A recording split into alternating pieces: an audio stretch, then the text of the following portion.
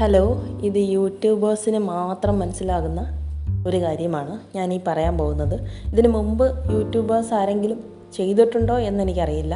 അങ്ങനെ ഞാൻ വീഡിയോസ് അതൊന്നും കണ്ടിട്ടില്ല ഇപ്പോൾ തൽക്കാലം. അപ്പം ഞാൻ യൂട്യൂബേഴ്സിന് എല്ലാവർക്കും കൂടി ഒരു കാര്യം പറയുകയാണ്. പലതരത്തിലുള്ള യൂട്യൂബേഴ്സ് ഉണ്ട്.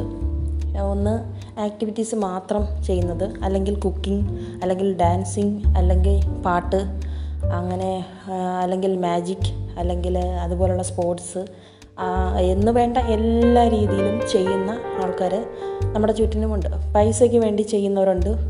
90% പൈസയ്ക്ക് വേണ്ടിയാണ് ചെയ്യുന്നത്.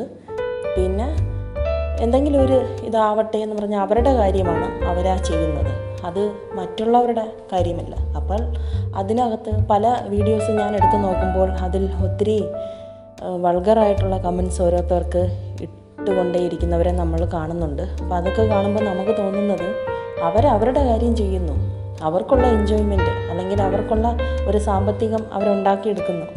അങ്ങനെയുള്ള കാര്യങ്ങൾ ചെയ്യുമ്പോൾ ഒന്നുമില്ലാതെ പല്ലുകുത്തി സ്വന്തം പല്ലുകുത്തി മണപ്പിക്കാനുള്ളതിന് മറ്റുള്ളവരുടെ ഇതിലേക്ക് പോകുന്നത് വെച്ചുള്ള കമൻസൊക്കെ കാണുമ്പോൾ ശരിക്കും ബുദ്ധിശൂന്യതയായിട്ടാണ് നമുക്കത് തോന്നുന്നത്. നമ്മൾ അവരുടെ ഒന്നും കമൻസിന് റിപ്ലൈ ചെയ്യാതിരിക്കുക.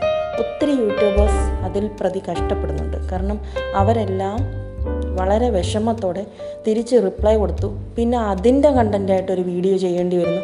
അപ്പോൾ എന്ത് പറ്റുമെന്ന് യൂട്യൂബേഴ്സ് ചിന്തിക്കുന്നുണ്ടോ? ഞാൻ ഉൾപ്പെടെ ഉള്ളവരോട് ഞാൻ പറഞ്ഞു കൊടുക്കുകയാണ്, നമ്മുടെ പോസിറ്റീവിനെ അവർ നെഗറ്റീവ് ആക്കാൻ നോക്കുകയാണ് ചെയ്യുന്നത്.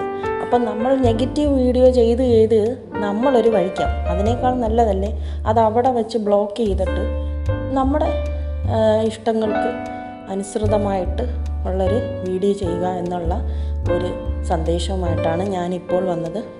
ഇത് കേൾക്കാൻ താല്പര്യമുള്ളവർ കണ്ടിരുന്നാൽ മതി. അത്രയേ ഉള്ളൂ. എൻ്റെ ഒരു എളിയ അഭിപ്രായമാണ് ഞാനിതിൽ സൂചിപ്പിച്ചത്. Thank you. ബൈ.